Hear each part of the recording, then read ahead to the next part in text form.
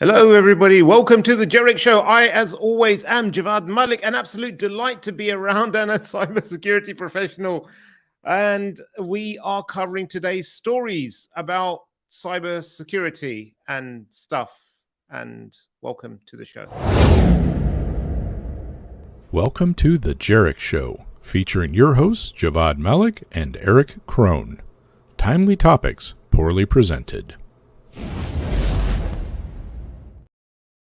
Okay, that was a bit of a rushed entrance. I give you that. It's because my co-host was giving me grief for being a minute late. And what he thinks is me being late is actually, so I learned this today, that chess masters, when they play each other, the one who plays white goes first. But some of these chess masters, they deliberately turn up like 5 minutes, 10 minutes late. The clock is ticking. And it's really just a power move to assert dominance as to who the alpha in the room is. So now that we've established that, let's bring on the not so alpha male in the room, Mr. Eric Krohn. How are you doing? I cannot believe how quickly and easily you make crap like this up, man. That's just amazing. It's true. It's true. So, back in the day, Gary Kasparov, I think it was in the late 90s or 2000, like IBM had their Deep Blue AI chess playing thing. And they played a tournament and, Kasparov won 4 games to 2, but he lost 2 games. And one of the reasons he lost is that it was pretty much social engineering. What the programmers did is that they introduced a random but deliberate delay into when Deep Blue would take its move. So for all intents and purposes, it had figured out what its move was, but then it would wait for 30 seconds, a minute, 2 minutes, what have you. And it gave the impression that, oh, this is really thinking, this is calculating it hard. And that's what threw him off his game. So the more you know. Okay. Right. You come up with all this like historical stuff. We just talked the other day about why steering wheels are on the other side in the UK, right? So that you could side. Yeah, so you could swing swords at each other or something like that as you passed, or maybe the opposite to show that you were unarmed. I don't know. Yeah, no. It's think of it this way: in modern times, imagine this: if you're right-handed, it's a lot easier to do a drive-by shooting on your own if the steering wheel is on the right-hand side of the car. So you can go solo, huh? Is that what you can go solo? Yes. Wow. Okay. Well, here we are, folks. It is Friday, and we're here to talk about cybersecurity again. We've got like 109 or 110 episodes or something going now. That's pretty impressive, man. That is. I mean, for you, this has lasted longer than most of your relationships through life. Yeah. Okay, let's not go into your past. There's lots of bodies sitting up there. Anyway, let's talk about Reddit. Let's talk about Reddit. Reddit announced that they had a security incident. And this is like live, so it's about less than a day old. And this is their thing. And now, I got to say, for all intents and purposes, this is a fantastic response. I have to say, they're transparent. They say what's happened, and then they stay on for a few hours. Can you zoom in on that a little bit so that maybe the readers can, or the viewers can actually see what's going on there? Well, just say, did you not have your reading glasses on today? I do. That's why I'm doing this, man. Yes. I'm at the point. They're progressives, okay? Do you need a bigger monitor? Dude, my monitor's about Yeah. No, you know what? You and I have talked about this so many times in different stories that we've covered, but how an organization deals with a breach is just as important as the fact that they've dealt with it, I think, and so many times we see some things. As a matter of fact, there's another story this morning that I wanted to bring this up on the other side of that. That's the Weee story. But, how they deal with that, how they handle it, and the information that they give to people, especially those that are potentially impacted by it, is very important. Now, this one again, this kind of busts me up, and I always wonder when I see these because it says we became aware of a sophisticated phishing campaign that Yes. targeted employees. Basically, it was it took them to a gateway and stole their credentials. Yeah. The term sophisticated is kind of splitting hairs on this, but I'll give him credit. I I guess what was sophisticated about this is that it actually stole their second factor tokens as well. yeah, So the employees did have MFA, and they, it clearly wasn't a phishing resistant MFA, so that's why they got done. But yeah, kudos to the employee who realized it very quickly, and then they reported it. So yeah, the effective employee self-reported, and the security team responded quickly. I think had they not reported it, had they not been aware of it, had they not had a mechanism in place for them to quickly and easily report it, this probably wouldn't have been picked up for days. yeah. And we overlook the importance of the reporting piece of that, especially when it comes to Yeah, having employees that go, "Oh man, I messed up." And there's been this culture throughout the security and IT industry of us versus them kind of mentality a lot of times with users, right? And I love it. We had an interview with somebody a little while ago, and they made the point that there's basically two groups that call their people users, and one of them is the IT group, right? But there's been that adversarial thing, and it's so important for an organization's culture to be able to allow for somebody to pick up the phone and go, you know what, this may be nothing, or holy crap, I just screwed up, without having to feel bad about it or having to feel like it's an adversarial relationship. exactly, We we exactly. we got to put that out there more often. We really, really do. Yeah, definitely, definitely. And the only exception I'd have to this whole incident response part is this sentence right here. As we all know, the human is often the weakest part of the security chain. And again, we're just putting up this adversarial relationship, or we're not acknowledging the fact that the human is the one that's always going to use the technology. Yeah, it's semantics, honestly, because I can kind of get what they're saying. They're kind of saying, "Hey, these are the people that are targeted the most, and this is where the failures occur." So I get what they're trying to say there. It's just not saying it in a very kind way. I mean, you can flip that and say, it's the last line of defense, and that's actually a better way to put it, I Yeah, think. yeah, exactly. Because yeah, we could talk about this for ages, Yeah, but we there's can. some very good comments here. There's lots of people sharing their own experiences of like how they run simulated phishing campaigns, or how they have Yeah. reporting. Lots of people saying, "I hope that employee doesn't get penalized," which I think says a lot about the types of corporate cultures that are out there. Hmm. Uh, man, give that person a raise. Seriously, it's not an easy or common thing to do. Yeah. I think it's a really, really good. I think there's more good that's come out of this incident from a security perspective and relationship perspective than not. Yeah. Yeah. No, I agree 100%. I'm actually on a panel next week where we're talking about like the importance of doing the simulated attacks versus Mhm. just awareness type stuff. Mm. And obviously we work for a company that does that, but we see the value in doing that, so that people can practice this kind of stuff, Yeah, especially the reporting piece of it, and just understanding and being able to spot these kinds of things. Because frankly, we all know that phishing is kind of the one that tops the list for initial network access. So yeah, let's move over to Weee. go on then. You take this one. Yeah, so ironically, Weee. I just can't say that without saying it. And it reminds me, I told you about the Geico commercial over here where they had the pig hanging out the window with little pinwheels going wee wee wee all the way home, right? But apparently, this is a very large Asian and Hispanic food delivery service. Mm. Now, what I didn't like about this, and where it kind of bothered me on this, is they keep talking about how, oh, it's okay because the payment information wasn't stolen. And that's kind of like the big thing that they keep going back to. Oh, customer information was stolen, but that's okay because it wasn't the payment stuff. Okay.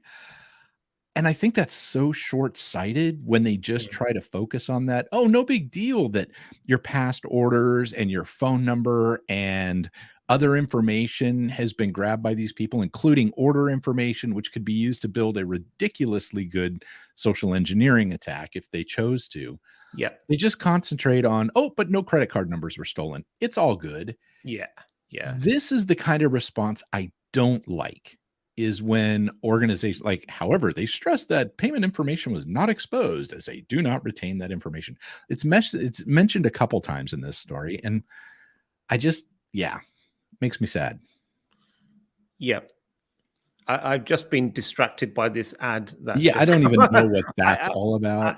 I have no idea what I'm trying to decipher it, and I'm trying to listen to you. Like, if you're listening on the podcast version of this, because we have the audio only, just if you want to see it, you got to look at the video. There's no describing that, frankly. No.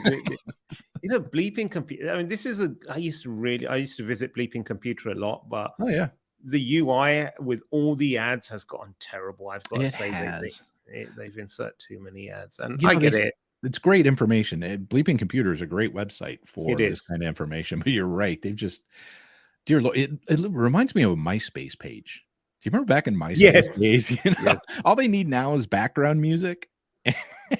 It happens. The other day I was on a website and I could not find out which, but luckily now Chrome has the little speaker icon on the thing, and you can click it and like which mute tab is it? Yeah.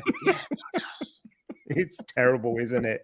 It's terrible. Yeah, I've probably got like 100 tabs open too, so it gets lost real quick. Yeah. Okay, so this is one that a story you were passionate about. So go on, tell us all about this. This is one of those things. I've been hearing a little bit about this, right? And this is one of those things where VM is saying there's no 0 days going on here. Okay, there's been a lot of talk about this VMware issues and them being exploited. And a lot of people are thinking 0 days. But I thought it was interesting here that what they're saying here is that the instances that they're seeing, for the most part, I believe they're saying, are unpatched, out of service, like end of life type stuff that's being hit, not necessarily like the latest, greatest, newest stuff. And this is so indicative of what we see over and over again, is the unpatched or poorly patched. It's rarely 0 days. It's almost always something that's 6 months old or older. Yes, indeed. And so you're saying these are like older products, the ones that are out of support? This is what they're saying. It's either out of support or they haven't been updated. Okay. Well, right. So, I mean, we'll see how this thing kind of falls out, but this is kind of what they've been saying. So, there's the CISA advisory and stuff like that. But yeah.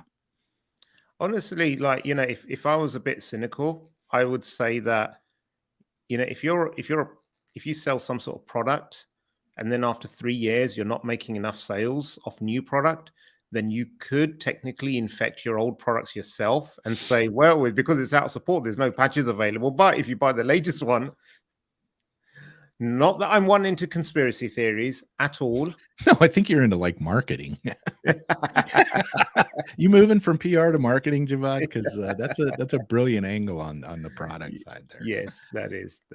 It's like the whole all the conspiracies back in the day about how AV companies are the ones that make the viruses, right? And self-perpetuating and self-fulfilling prophecies. Never been disproven. I say never been disproven. Hey, yeah, Okay, so over to this side of the pond, one of my, a Scottish MP allegedly got hacked by a Russian group. Allegedly. Oh, those Russians. I know.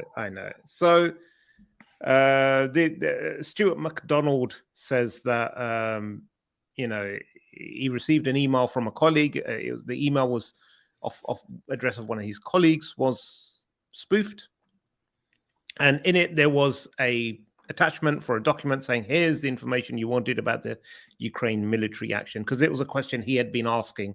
And so he clicked on the link on the document. It took him to his the login page, say ask for his credentials. So I thought, okay, it's a secure document. So he entered in his credentials, and then it went to a blank page. So he thought, there must be something wrong. It might be not working on my phone. I'll ask my colleague next time I see them. When they did eventually ask their colleague, they said, I did not send you. I can you remember sending you an email, mate? Jeez. You know, terrible. I just realized this is the same thing that happened in the Reddit thing, right? Login credential theft. Send them to a fake login page, right? Okay. Yeah, sophisticated attack, you know. It was a sophisticated. Well, although Reddit, they took the second factor as well. This seems like it was only single factor. Oh, gosh, that's great. Your government folks are running single factor, huh? That's fantastic. So way to go. Strong government there, pal. So the government, they're running single factor. First red flag. Second one, clearly no training given to their MPs. Third one, there was no alarms going off notification about logging in from a new device or a new remote IP address that might be in Russia or wherever, unless they're using NordVPN, of course. But you know, there's a whole bunch of things that you know didn't go as they should have. Well, and from what you said, there was the whole, well, next time I see them, I'll get around to asking them why I put in my username and password and something didn't work. I mean, if that's really how that went down, come on, man. What's with you UK folks? Do you not care about? Oh, okay. You want to blame the UK? Do you not care about security? Allow me to present Exhibit A. A top US cybersecurity diplomat's personal Twitter account was hacked.